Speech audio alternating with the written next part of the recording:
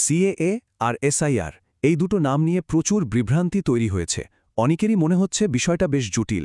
তো আজকের এই আলোচনায় আমরা ঠিক এটাই করতে চলেছি, এই দুটো বিষয়কে একেবারে ব্যবচ্ছেদ করে দেখব। সব ধোঁয়াশা কাটিয়ে শুধুমাত্র আইনি তথ্যের উপর ভিত্তি করে একটা সহজ রাস্তা খুঁজে বের করব। আচ্ছা, সবার আগে সেই প্রশ্নটা নিয়েই কথা বলা যাক, যা নিয়ে সবচেয়ে বেশি আলোচনা হচ্ছে।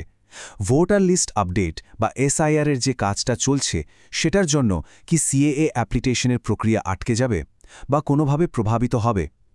দেখুন, এই বিষয়টা নিয়ে কিন্তু প্রচুর ভুল তথ্য ছড়াচ্ছে। তাই চলুন একদম সরাসরি আসল সত্যিটা কি সেটা জেনে নেওয়া যাক।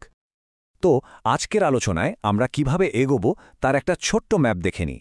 প্রথমে আমরা দেখব বিভ্রান্তিগুলো কোথা থেকে আসছে, তারপর সিএএ আর এসআইআই এর মূল পার্থক্যটা বুঝব, এরপর আবেদনের ধাপগুলো, কি কি ডকুমেন্ট লাগবে, আর সবশেষে কিছু সাধারণ প্রশ্নের উত্তর দিয়ে একটা পরিষ্কার সিদ্ধান্তে আসব।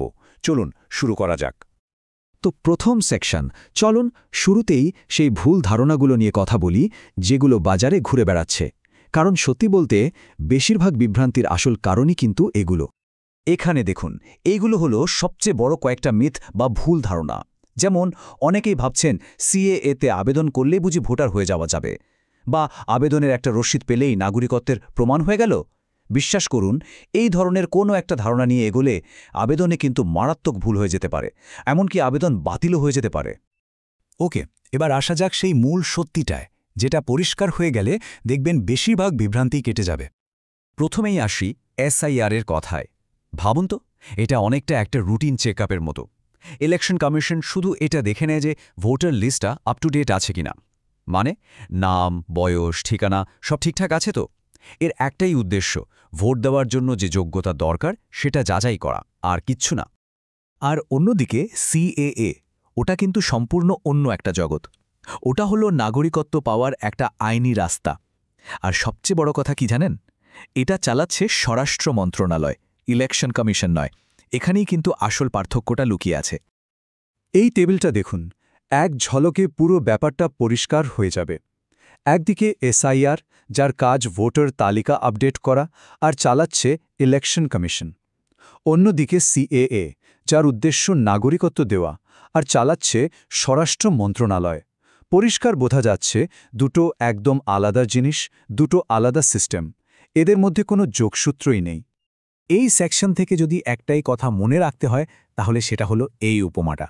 ভাবুন, এসআইআর আর সিএএ হলো দুটো আলাদা রেল লাইন, একদম পাশাপাশি চলছে, কিন্তু কখনো একে অপরের সঙ্গে মিশে যাচ্ছে না।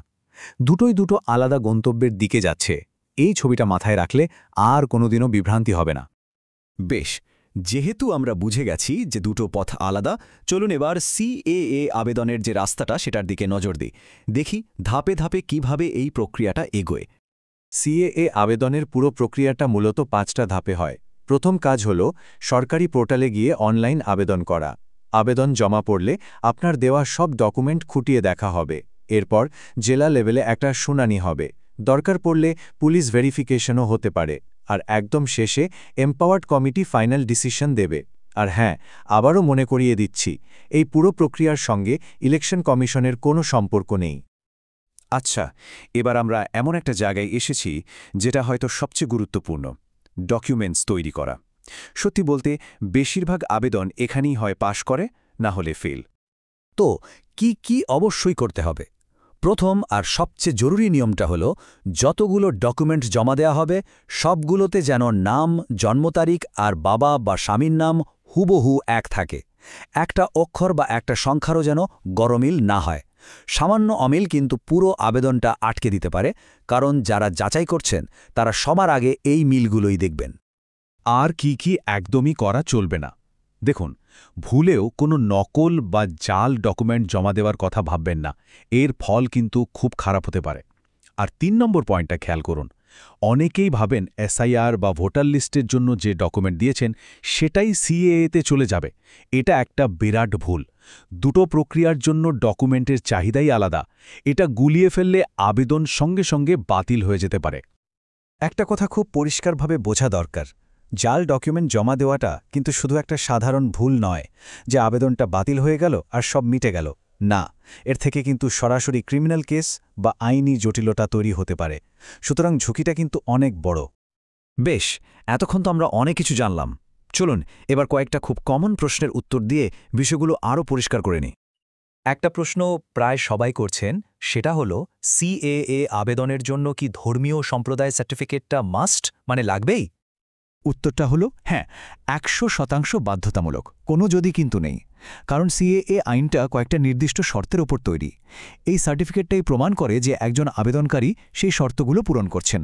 এটা ছাড়া কর্তৃপক্ষের পক্ষে যোগ্যতা যাচাই করা সম্ভবই না। আরেকটা প্রশ্ন খুব শোনা যায়, এই আবেদন করার জন্য কি কোনো এজেন্টের সাহায্য নিতে হবে? একদমই না, কোনো এজেন্টের কোনো দরকার নেই। পুরো সিস্টেমটাই এমনভাবে তৈরি করা হয়েছে যাতে যে কেউ সরাসরি সরকারি পোর্টালে গিয়ে আবেদন করতে পারে। মাঝখানে কোনো তৃতীয় পক্ষের দরকারই নেই। এতে ভুল হওয়ার সম্ভাবনা কমে আর জালিয়াতির হাত থেকেও বাঁচা যায়। তো আমরা আলোচনার প্রায় শেষ পর্যায়ে চলে এসেছি।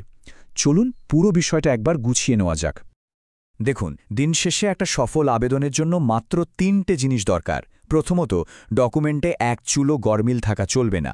দ্বিতীয়ত, ভারতে আসার একটা পরিষ্কার প্রমাণসহ টাইমলাইন থাকতে হবে। আর তৃতীয়ত, কোনো শর্টকাট না নিয়ে সরকারি নিয়ম মেনে পুরো প্রক্রিয়াটা শেষ করতে হবে। সাফল্য কিন্তু এখানেই লুকিয়ে আছে, কোনো গুজবে নয়। আর যাওয়ার আগে শেষ এবং সবচেয়ে জরুরি কথাটা মনে রাখতে হবে, আবেদনের পর যে রসিদটা পাওয়া যায় ওটা কিন্তু নাগরিকত্বের প্রমাণপত্র নয়। ওটা শুধু প্রমাণ করে যে আপনার আবেদনটা জমা পড়েছে। অর্থাৎ এটা যাত্রার শুরু, শেষ নয়। এই পার্থক্যটা বোঝা খুব জরুরি। শেষ করার আগে একটা কথা ভাবা যাক, সিএএ আর সিআইআরের এই যে পুরো বিষয়টা, এটা কিন্তু আমাদের একটা বড় জিনিস শেখায়। এই যে এত বিভ্রান্তি, এত ভুল তথ্যের দুনিয়ায় আমরা বাস করি, সেখানে সঠিক তথ্য জানা আর সিস্টেমটাকে ঠিকমতো বোঝা, এটাই কি সবচেয়ে বড় শক্তি নয়? হয়তো সঠিক জ্ঞানই সেই হাতিয়ার যা আমাদের সব রকম বিশৃঙ্খলার মধ্যে দিয়ে একটা পরিষ্কার রাস্তা দেখায়।